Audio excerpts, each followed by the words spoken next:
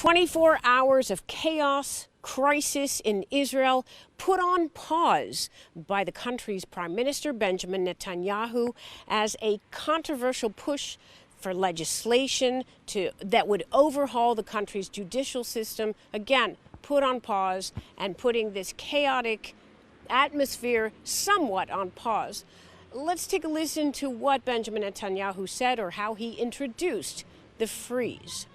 Out of a sense of national responsibility, out of a will to prevent a rupture among our people, I've decided to pause the second and third readings of the bill in this session of the Knesset in order to give time and reach that wide consensus.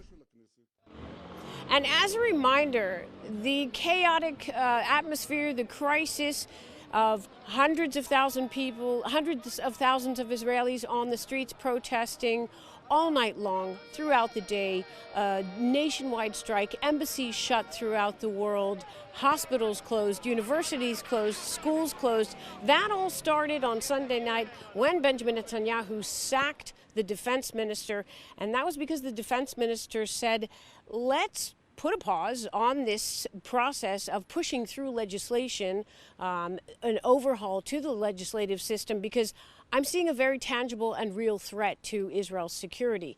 In response, Benjamin Netanyahu fired him.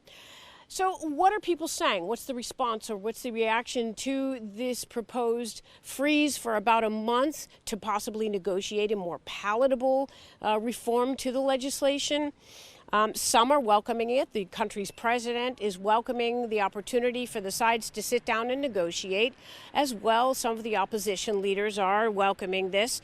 Other opposition leaders are saying we don't buy it. We know Benjamin Netanyahu. We don't believe him. We believe what he's doing is he's buying time and that it's a bluff. As well, the protest leaders say we also don't buy it. We believe that he is buying time again. And the reforms, these dramatic reforms, will continue in a month. So as far as the protest leaders are concerned, Benjamin Netanyahu crossed a red line. He can't cross back, and they'll stay on the streets until he's no longer in place as Prime Minister. Stephanie Fried, CGTN, Tel Aviv.